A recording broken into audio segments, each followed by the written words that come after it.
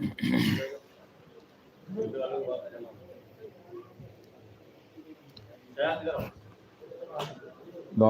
حول ولا قوة إلا بالله العلي العظيم. أعوذ بالله من الشيطان اللعين الرجيم. بسم الله الرحمن الرحيم. الحمد لله الذي هدانا لهذا وما كنا لنهتدي لولا أن هدانا الله. لقد جاءت رسل ربنا بالحق والصلاة والسلام والتحية والإكرام مولانا ومولى الثقلين جد الحسن والحسين أبي القاسم محمد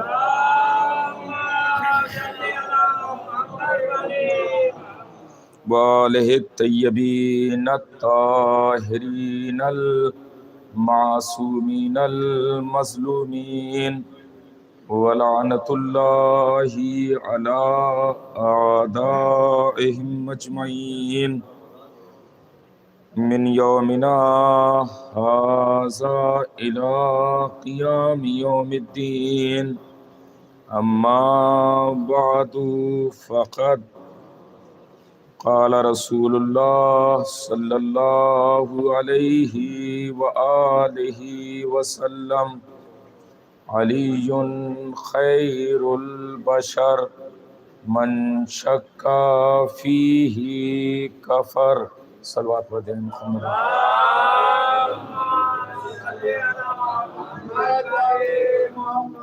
ایک اور صلوات پڑھتے ہیں محمد.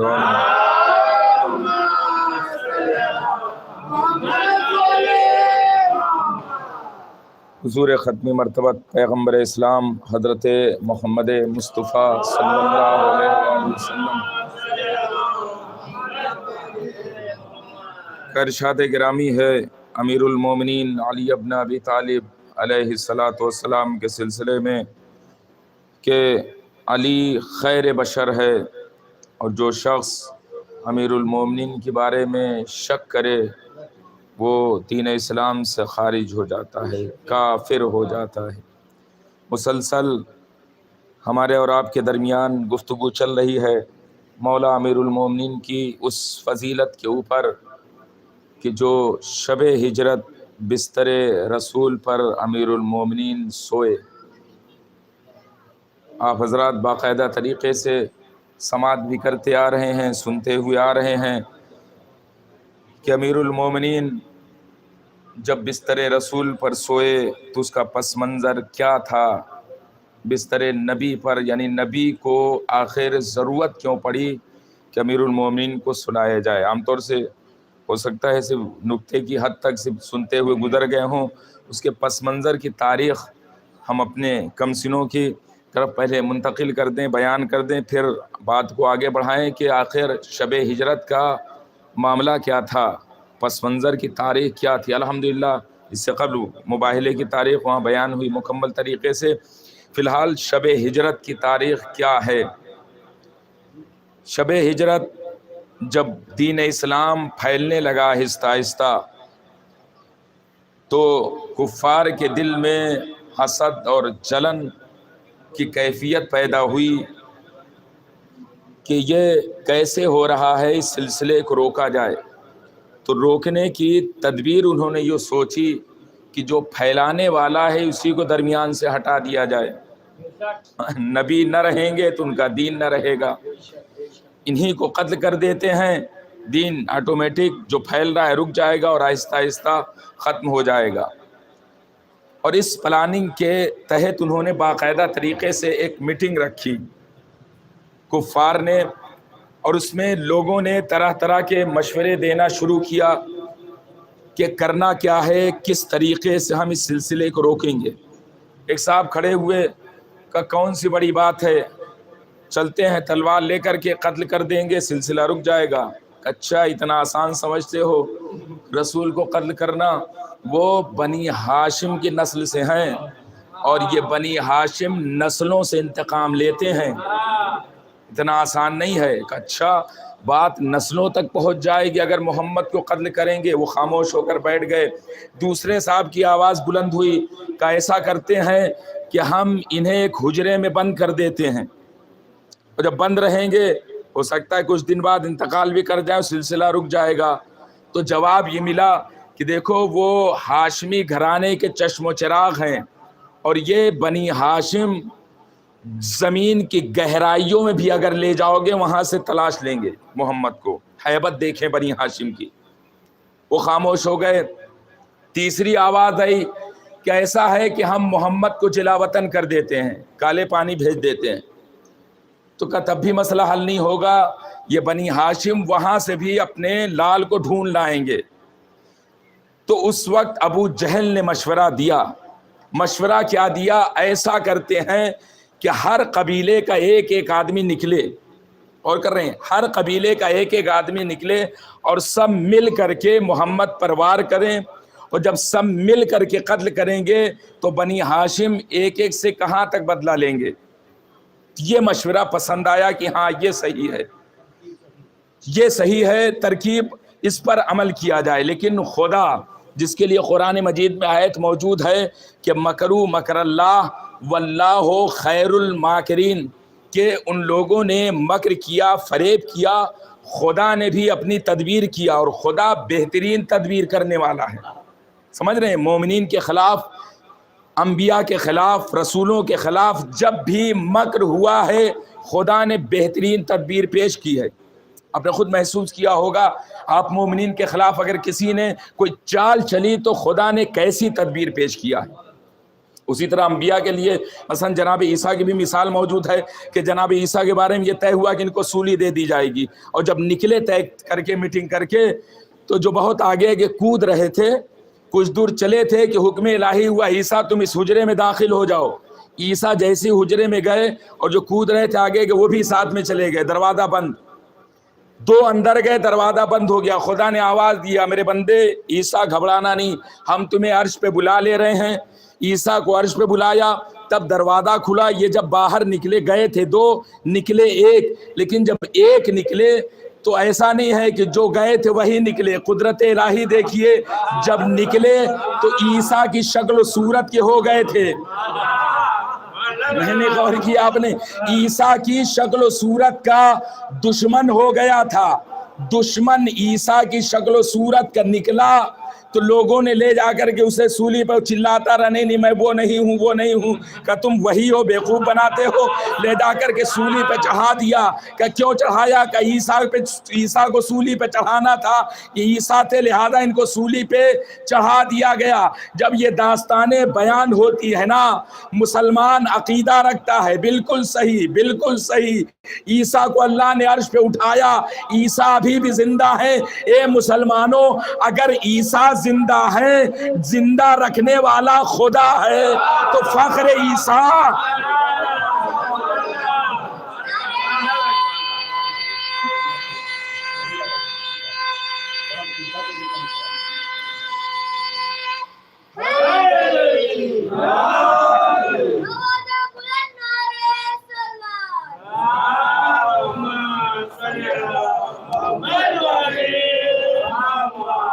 ہر مکر و فریب کی کاٹ رہی ہے۔ دیکھیے اگر آپ بتا کچھ لوگ گرمی میں ہوں گے تو ادھر بھی گرمی، کوئی مسئلہ نہیں، یہ مطمئن رہیے، انشاءاللہ سلسلہ چلتا رہے گا۔ پھر بھی کھلی ہوئی فضا الحمدللہ کہ قدرت نے باقاعدہ طریقے سے جب بھی مومنین کے خلاف، انبیاء کے خلاف، رسولوں کے خلاف، ائمہ کے خلاف کوئی سازش رچی گئی تو خدا نے اس مکر اور سازش کا توڑ پیش کیا ہے۔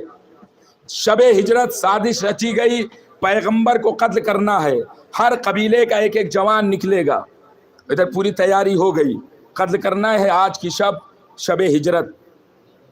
اچھا یہ بھی ذہن میں رہے کہ یہ اتنی جرات کیسے ہو گئی۔ اب بتائیے کہ یہ ابھی جو ڈر رہے تھے اس طریقے کا مشورہ دے رہے تو ڈر بھی رہے تھے کہ اگر ہم ان کو کمرے میں بند کریں گے وہاں سے نکال لیں گے، قتل کریں گے تو نسلوں سے انتقام لیں گے، تو پھر اتنی جرأت کہاں سے ہو گئی کہ ایک ایک تلوار لے کے آ گئے۔ اصل ماجرا یہ ہے، سنیں گے میرے جوانوں، کیونکہ جو اصل پیغمبر کے دو محافظ تھے، ایک ابو طالب، ایک حضرت خدیجہ، دو اصل جو محافظ تھے نا، 4 سال پہلے جو دو محافظ تھے انہی کی وجہ سے کفار خوف زدہ تھے، ڈرے ہوئے تھے۔ خدیجہ کی دولت کی وجہ سے جو لالچی قسم کے تھے وہ محمد کے قریب نہیں جاتے تھے کہ کھانا پینا بند ہو جائے گا، ہاتھ مت لگاؤ، غور کر رہے ہیں۔ اور جو خوف زدہ تھے دوسرے افراد جو ابو طالب کی ہیبت کی وجہ سے تھے، کہ ابو طالب کا ڈر ان پہ، سردار قریش تھے ابو طالب، ان کی ہیبت، ان کا ڈر تھا کہ نہیں ہم ہاتھ نہیں لگا۔ اس کی زندہ مثال یہ ہے کہ ایک مرتبہ آئے کفار قریش آ کر کے کہتے کہ اے ابو طالب ایسا کرو کہ ہم تمہیں جتنی دولت کہو دے دیں گے، جو بھی مکان کہو دے دیں گے، جو بھی زمین و جائیداد کہو اس کا مالک بنا دیں گے، جتنے جواہرات کو دے دیں گے۔ کہ کرنا کیا ہے؟ کہ آپ اپنے بھتیجے کو ہمیں دے دیجئے۔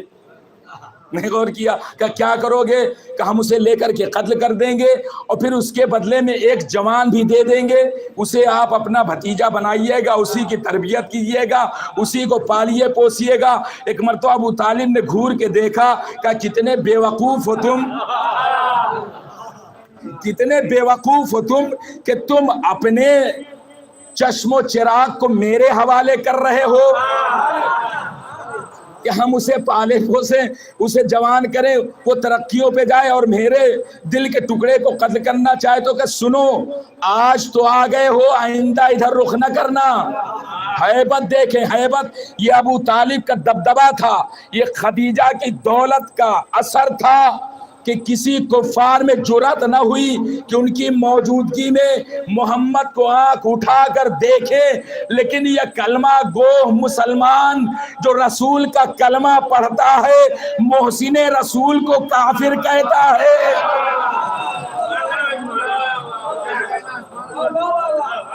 ایک صلوات پڑھ دیں محمد وآل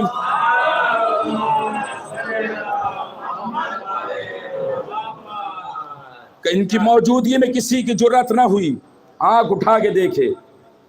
لیکن ادھر ابو طالب 10 بعثت کو وفات پا گئے، جناب خدیجہ جس سال دونوں وفات پائے 10 بعثت کو، اور اس کے بعد اسی سال کو رسول نے عام الحزن قرار دیا، غم کا سال، دونوں کا غم حضور نے منایا۔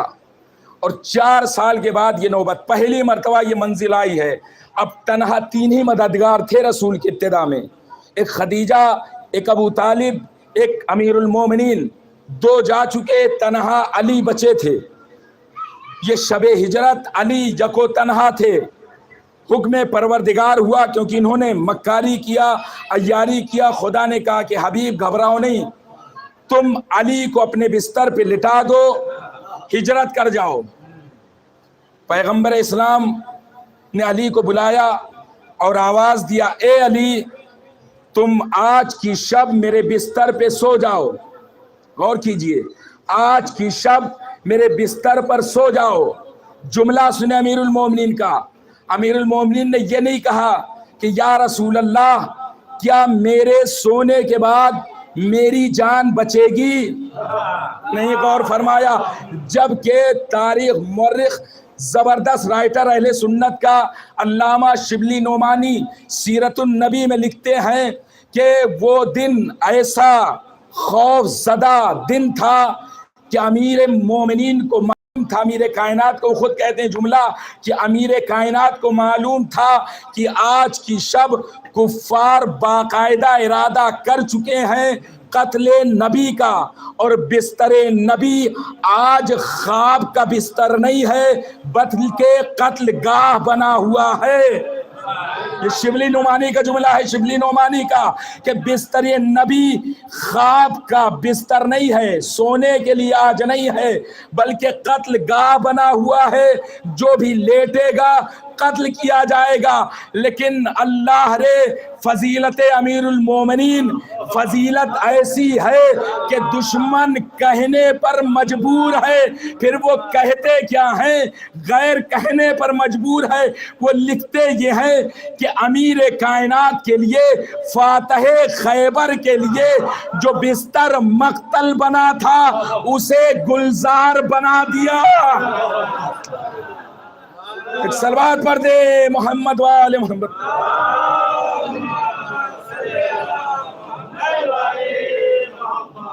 تو امیر کائنات یہ نہیں پوچھا یا نبی اللہ یا رسول اللہ میری جان بچے گی، جبکہ مقتل ہے۔ وہ کہہ رہے ہیں مقتل ہے، آج کی رات لیٹنا۔ پورا ایک ایک قبیلے کا ایک ایک جوان آ کے کھڑا ہو چکا ہے، قتل کریں گے نبی کو، لیکن علی کا اطمینان ایسا، علی نے یہ نہیں سوال کیا یا نبی اللہ میری جان بچے گی، کا پھر کیا کہا کہ یا نبی اللہ کیا میرے سونے سے آپ کی جان بچے گی؟ نہیں پورے جوان متوجہ نہیں ہو رہے ہیں، باقاعدہ طریقے سے میرے ساتھ نہیں آ رہے ہیں، بلند آواز سے صلوات پڑھیں تب میرے ساتھ آئیں گے انشاءاللہ۔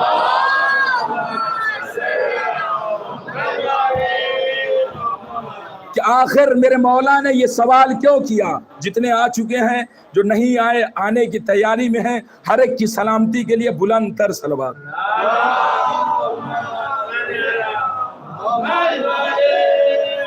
سنیں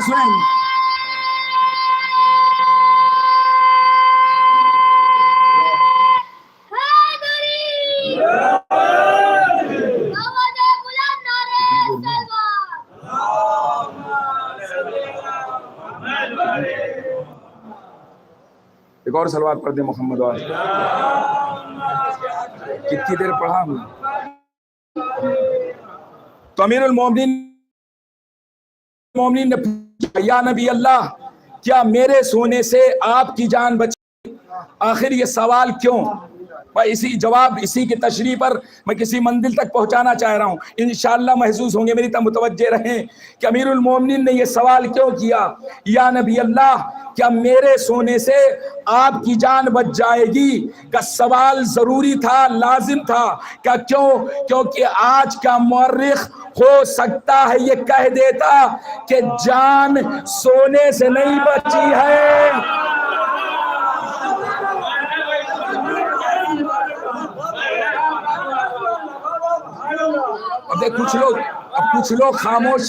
کچھ لوگ خاموش ہیں، میں یہ دیکھنا چاہتا ہوں کہ سمجھداری کی وجہ سے خاموش ہیں، دوسرے جملے کا انتظار کر رہے ہیں، یا پھر ناسمجھی ہی ہے کہ نبی نے جو پوچھا، نبی سے جو پوچھا کہ میرے سونے سے آپ کی جان بچے گی، کیوں؟ تاکہ آج کا مورخ یہ نہ کہہ سکے کہ سونے سے جان نہیں بچی ہے۔ ہو سکتا ہے مورخ کہہ دیتا بات سونے سے نہیں بنی ہے بلکہ غار میں رونے سے۔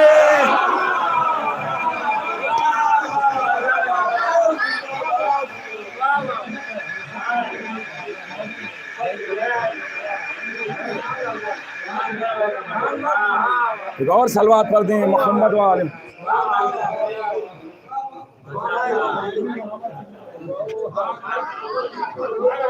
ایک اور صلوات پڑھ دیں محمد وآلہ۔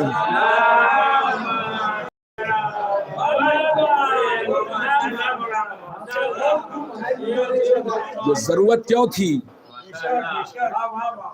کیوں سوال کیا میرے مولا نے کہ مورخین کل اس میں خیانت کاری نہ کر سکیں کہ جان بچانے والا کون تھا اور جان ہلاکت میں ڈالنے والا کون تھا،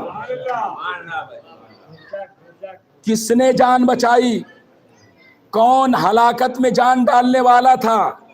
امیر المومنین نے طے کر دیا نا، یہ پوچھ کر کے واضح کر دیا نا کہ جان کس کی وجہ سے بچی ہے، سونے والے کے ذریعے سے یا پھر رونے والے کے ذریعے سے، کون وارث قرآن ہے، کون صحیح معنی میں خلیفہ رسول ہے۔ کل ہم نے بتایا تھا نا کہ منبر سے علی نے کہا سلونی سلونی، پوچھو جو پوچھنا چاہتے ہو۔ ایک شخص نے پوچھا کیوں پوچھیں؟ کہ اس وجہ سے لأننا علم القرآن ہا ہونا، کیونکہ علم قرآن یہاں پہ ہے سینے میں، اس وجہ سے ہم سے پوچھو جو پوچھنا چاہتے ہو۔ اور وہ واقعہ ادھورا رہ گیا تھا، کیونکہ کوشش وہی کرتے ہیں کہ وقت پہ تمام ہو، چاہے واقعہ ہی چھوڑنا پڑ جائے۔ اب کبھی کبھار کوئی باتیں آگے نکل جائے تو اس کے لیے معذرت، کیونکہ 2-3 دن سے واقعہ چھوڑنے آدھے پہ چھوڑ جا رہے ہیں۔ حالانکہ یہ خطابت کے فن کے خلاف ہے کہ جب مجلس چل رہی ہو واقعہ چھوڑ کے نکل جانا، وہیں سے تو اور بھی داد ملے، لیکن داد و تعریف کا مسئلہ نہیں ہے، وقت پہ جتنا بھی ہو سکے بیان کر دیا جائے۔ ایک صلوات پڑھیں محمد و آل محمد پر۔ کہ وارث قرآن کون؟ وارث قرآن کون؟ قرآن نے بیان کیا، سیرت بہ الجبال او قطعت بہ الارض او سلما بہ الموتا۔ وارث قرآن وہ ہے جو پہاڑ کو اشارہ کرے تو چلنے لگے، زمین کی مسافت کو، دوری کو لمحوں میں، ایک ساعت اور ایک لمحے میں ایک طرف سے دوسری طرف جا کر کے حل کر دے، اور جو مردے کو زندہ کر دے، یہی تو مسئلہ تھا نا، جو مردے کو زندہ کر دے وہ ہے وارث قرآن۔ آنے والا آیا دربار خلافت میں، میرا باپ مر گیا، جواہرات چھپا کے رکھا تھا، پھر چل کے بتا دیجئے کہاں رکھے ہوئے ہیں، کہ دیکھو ایسے مسئلے یہاں حل نہیں ہوتے، میرے پاس علم غیب نہیں ہے، پھر ایسے مسئلے حل کرنے کے لیے جاؤ علی کے پاس، جاؤ علی ہی بتائیں گے۔ در علی پہ پہنچا، یا علی کیا ہوا؟ کہ میرا باپ مر گیا ہے، واقعی یہیں تک ہوا تھا نا، میرا باپ مر گیا ہے، جواہرات چھپا دیے، دفن کر دیے زمین پہ، خبر نہیں دی کہاں دفن ہے، پھر کہ یا علی بتا دیجئے، تو مولا خاموش ہے، پھر کیا کہتا ہے؟ یا علی آپ کے علاوہ میرا ہے کون؟ نہیں نزاکت پہ غور نہیں کیا آپ نے۔ یا علی آپ کے علاوہ ہے کون جس کے پاس جائیں؟ میں نے کہا دیکھ جھوٹا دعویٰ نہ کر، اگر علی کو واقعی تو سمجھتا کہ ان کے علاوہ کوئی نہیں تو پہلے دربار خلافت میں نہ جاتا۔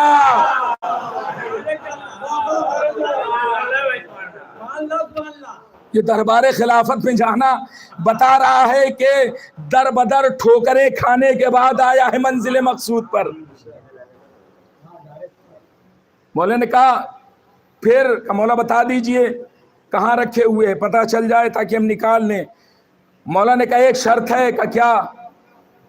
کہ پہلے اسے بھی لے کے آؤ جس نے بھیجا ہے۔ یہ ہے علی، علی علی پوری کائنات کے مالک ہیں، علی پوری کائنات کا علم رکھنے والا علی، جو کچھ ہے سب قرآن میں ہے، جتنے علوم ہیں سب قرآن میں ہے، اور قرآن علی کے سینے میں ہے، پتہ نا قرآن علی کے سینے میں ہے، چاہتے ہو مان لینا، خزانہ دفن شدہ نکالنا چاہتے ہو بلا کے اسے بھی لاؤ، بتائیں گے۔ گئے دوڑے دوڑے بلا کے لائے، جناب چلیے، آئے، مولا امیر المومنین پہنچے، جنازے کے بعد پاس آنے کے بعد آواز دی اٹھ جا، نہیں جملے پہ غور نہیں کیا، جنازے کے پاس کھڑے ہو کر کے علی آواز دے رہے قوم اٹھ جا، ایک مرتبہ مردہ کلمہ شہادتین پڑھتا ہوا کھڑا ہو گیا۔ یہ مردہ جنازہ مرا ہوا انسان کھڑا نہیں ہو رہا ہے بلکہ زندوں کی حقیقت بتا رہا ہے۔ ایک صلوات پڑھ دے محمد وآلہ۔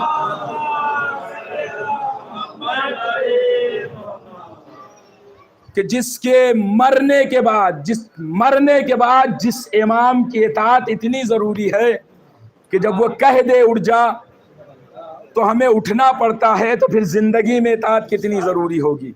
یہ زندوں کو بتا رہا ہے، پیغام دے رہا ہے کہ کتنی اہم ہے ان کی اطاعت کرنا، کتنا ضروری ہے ان کی اطاعت کرنا۔ تو ہر ایک کو احساس ہوا، علی سوئے تلواروں کے سائے میں سوئے، علی سوئے تو مقتل میں سوئے، علی قتل گاہ میں سوئے، بستر نبی قتل گاہ بنا ہوا تھا، قتل گاہ میں میرا مولا سو رہا تھا۔ ڈرے علی کہ نہیں ڈرے، کیونکہ خوف میں نیند نہیں آتی، ایک دو جملے مصائب کی طرف ہی جا رہے ہیں، ربط لینا چاہ رہے ہیں کہ خوف کے عالم میں نیند نہیں آتی کسی کو. اگر کسی طریقے کا ڈر ہوگا تو نیند نہیں آ سکتی. اور جب کہ روایت بتاتی ہے کہ یہ کفار قریش چھوٹی چھوٹی دیواریں تھی، باہر کھڑے ہوئے مشورہ کر رہے تھے، چلو دیوار بھی کراس کرتے ہیں، چلو دروازے سے چلتے ہیں، وار کر دیتے. بتائیے ایسی آوازیں بھی آ رہی ہو تو کسی کو نیند آئے گی؟ نہیں آئے گی نا نیند. لیکن میرا مولا سویا اور ایسا سویا کہ علی نے فرمایا ایسی نیند پوری زندگی نہیں آئی. تلواروں کے سائے میں علی اس انداز سے سوئے، یعنی ڈر خوف کا گزر ذرہ برابر نہیں. کسی تلوار خنجر نیزے سے نہیں ڈرنا، کیونکہ خوف الہی دل میں ہے اور اسی کے فرزند کا نام ہے حسین. نہ ڈر کی وجہ سے حسین نے مدینہ چھوڑا، نہ ڈر کی وجہ سے حسین نے بیعت سے انکار کیا. نہیں، کوئی خوف نہیں، کوئی ڈر نہیں. اسی وجہ سے تو ارباب مقاتل نے لکھا ہے نا کہ علی کا لخت جگر پارائے سیدہ، دل پارائے سیدہ. جیسے جیسے مقتل میں وقت گزرتا جاتا تھا، سورج چڑھتا جاتا تھا، حسین کے چہرے کی چمک اور بڑھتی جاتی تھی. پہچانے آپ حسین ابن علی کے چہرے کی چمک اور نورانیت، رونق اور بڑھتی جاتی تھی. یعنی جہاں عام طور سے انسان کے اندر خوف، ڈر، غم کا اضافہ ہونا چاہیے، ایک ایک جنازہ اٹھا رہے ہیں، ایک ایک میت لا رہے ہیں، نہیں، نہ ٹوٹ رہے ہیں، نہ کوئی غم ہے، نہ کسی طریقے سے چہرے پر کوئی اضمحلالی کیفیت ہے، بلکہ جب بھی لاشا اٹھاتے ہیں چہرے پہ چمک بڑھتی ہے. خدا کو مخاطب کرتے، میرے اللہ تیرا شکر ہے تو نے امانت دی تھی واپس لے لی. ارباب مقاتل لکھے جتنے بھی جنازے حسین نے اٹھائے، ہر جنازے پہ شکر الہی کیا. جیسے جیسے بھی سورج ڈھلتا جاتا حسین کے چہرے کی چمک بڑھتی جاتی. لیکن وہیں ارباب مقاتل لکھتے ہیں کہ روز عاشورہ دو ایسے مقام تھے کہ جہاں حسین کے چہرے کے اوپر اضمحلالی کیفیت آ گئی. دو ایسے مقام تھے، سنیں گے دو کون سے مقامات تھے؟ بڑی آسانی سے سن لیا، نہیں شاید تصور نہیں کیا ورنہ آنسو نہ رکتے کہ مظلوم کربلا پر، علی کے لاڈلے پر، وہ علی کہ جو نہ کبھی خیبر میں ڈرا، نہ خندق میں ڈرا، نہ شب ہجرت ڈرا، اس کا لال مقتل کربلا میں چہرے پر اضمحلالی کیفیت، ایسا لگا کہ جیسے حسین ٹوٹ سے گئے ہوں. راوی کہہ رہا ایسا لگا جیسے حسین ٹوٹ سے گئے ہو. سنیں گے دادارو وہ کون سا موقع تھا؟ پہلا موقع وہ تھا کہ جب بچپن کے دوست حبیب نے مقتل سے آواز دی، حسین نے دوست کی آواز. جزاک اللہ، جزاک اللہ، خدا آپ کی آوازوں پر رحمت نازل فرمائے. حسین نے دوست کی آواز سنی، ایسا لگا. ارباب مقاتل کہتے ہیں فظہر الانکسار علی وجہ الحسین، ایسا لگا کہ حسین ٹوٹ سے گئے ہو. عزادارو جب حسین حبیب کے لاشے پر آئے ہیں نا، سنیں آپ کے بھی دوست ہوں گے نا، خدا آپ کے دوستوں کو سلامت رکھے، آپ دوستی کی حقیقت کو جانتے ہوں گے. جب حسین حبیب کے لاشے پر آئے، بیٹھ گئے، آواز دیا حبیب، حسین آیا ہے، حسین اے حبیب اٹھو. جزاک اللہ، جزاک اللہ، خدا آپ کی آوازوں پہ رحمت نازل فرمائے. بس ارباب ادا شرم نہ محسوس کیجئے گا، رونے میں ذرہ برابر اپنے آنسوؤں کو نہ دبائیے گا، کیونکہ یہی آنسو تو حسین کے سلام کا جواب ہے. نادادارو جو فرزند زہرا نے روز عاشورہ سید سجاد سے کہا تھا اے میرے لال جب مدینے جانا تو میرے چاہنے والوں کو سلام کہنا. یہ مولا عزادار آئے ہوئے ہیں جواب سلام دینے کے لیے. بس عزاداروں 2-3 فقرے ختم دعا. پہلی منزل تھی جب لگا کہ حسین ٹور سے گئے ہوں. دوسری منزل سنیں گے. دوسری منزل وہ تھی کہ جب مقتل کربلا سے غازی نے آواز دی الان ان کا سرا ظہری آخی، اے ابا اے بھیا. ارباب ادا جب غازی کی آواز آئی، حسین نے جیسی سنا حسین تڑپ گئے. بھیا تیرے مرنے سے کمر ٹوٹ گئی. ارباب دردناک منزل ہے. اگر یہاں پہ آنسو آپ نے روک دیا تو پھر میرے پاس جملہ نہیں ہے کہ جس پہ آپ رو سکتے، کیونکہ عرب کا غازی کی حیثیت پہچانے، غازی کی منزل پہچانے.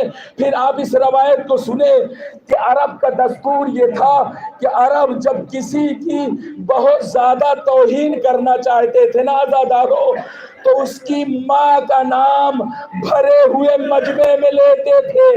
اور یہ منزل حسین پر کربلا میں آئی اس وقت جب غازی کی طرف حسین بڑھے، جھک کے بازو کو اٹھایا، دشمن کی طرف سے آواز آئی ماذا تفعل یا ابن الزہرا. حسین تڑپ گئے بھیا، تیرے بعد حسین پہ یہ منزل آ گئی. سے عالم اللہ.